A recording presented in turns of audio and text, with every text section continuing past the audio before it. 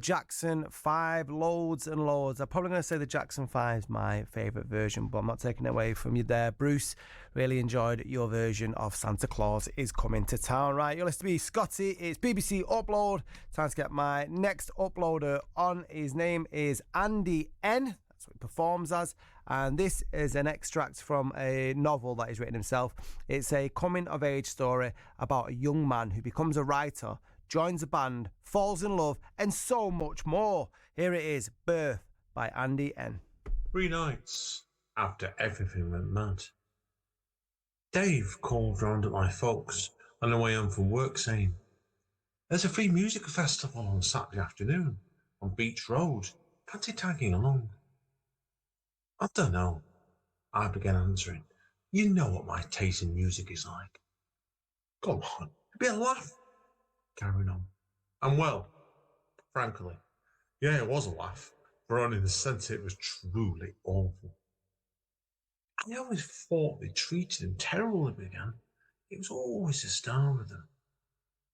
I nodded my head in agreement, watching him stumble and tuning his acoustic twice. And then as the second string snapped and he started swearing as he started trying to sing, I eventually mumbled, "I'll go and see what they're selling at the car boot. Bit and pop back in a bit." Dave was disappointed. I could see, but it didn't fill me with any kind of confidence when the string went, and I used the car boot as an excuse to go and wander around for a bit. There wasn't a lot in the car boot sale bit on the other side of the park either. Maybe 12 or 13 stalls at best. I looked at a couple of second-hand films on a few stalls I'd seen the year before or two, but couldn't be bothered re-watching again. Struck my shoulders and walked slowly back to Dave, starting to get really disinterested in the whole thing. There was some kind of circus act by a pair of clowns who kept going to the beer tent whenever the steward wasn't looking, and a tent where an elderly lady was telling stories to a circle of bored-looking children who were probably only staying there as the parents were only a stone's throw away, and likely to skin them if it moved before they got back. This really wasn't my cup of tea by any stretch of thought, as I'm sure you can guess, but I hung around for a few seconds, feeling sorry for everybody who was there. I would like to try and guess how old the lady in the storyteller was, but she was incredibly patient. I'll give that to her, that I certainly would have given up after a few minutes of that with children, some of which just sat there openly yawning, but she wasn't moving and was determined to tell her story right from the beginning. "She's terrible, isn't she?" a voice said from the other side of me. I wouldn't say that. I turned round. I couldn't do what she's doing there. "Me neither," said the voice. She was a young girl, maybe a year or two older than me, with curly blonde hair and a little nose ring. I liked her immediately. That was an extract from a book called Birth, which was written and recited there by Andy N, who joins me now. Andy, how are you doing? Excellent, Dave. How are you going today? Yeah, it's good, man. It's good to see you progressing from poetry and now you're publishing your first novel. Yeah, it's been one of these sort of books that's been dangling around for a while, if you know what I mean, mate.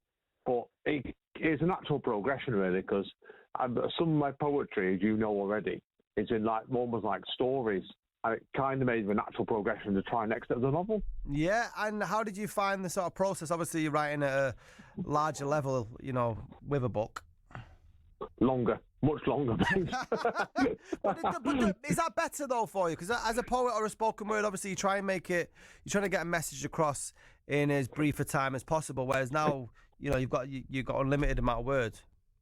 Yeah, no, it did. You wouldn't have known this, Dave. This book took about 12 years to write. Oh, wow. I know, but I'm one of these sort of people that likes things to take the time. But it's one of the ones where it's like, I think with poetry. And it's sometimes some projects will take naturally longer than others to fully form, basically. And this did go through quite a few drafts, but yeah. And tell us a little bit about the book then. So you say it's a coming of age story about a young man who becomes a writer and joins a band. Yeah, it's as you said for the people of the extract. Yeah, that's what it is. But the book itself, what I've done is it's historical fiction, but it's set in Chorlton cum Hardy as an area. And I picked that area because I grew up in that area. So I wanted to set it in a time that I knew as a young man really, really well. So I could use the area as like the backbone of the story. Like that's the fact bit. But what's going on with the young man is fiction, if that makes sense. It certainly does, and the old saying is, write what you know.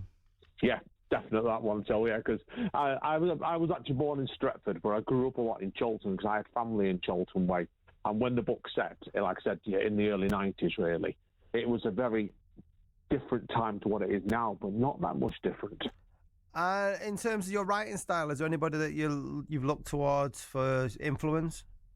My wife, really, Amanda, who's been on this programme. She's a novelist herself, and she encouraged me to get this novel done, basically. And but I also like the American author Paul Auster as well, a lot, to be honest with you. But he's not really an influence on this book. And where can people get hold of it, Andy? It's on Amazon, and you can pick up on Amazon the paperback and the Kindle, and it's also on various other places just as a Kindle. Okay, and Andy, what's your plans for next year? Are you going to be going out and reading any of your book? Are you going to be doing any live events?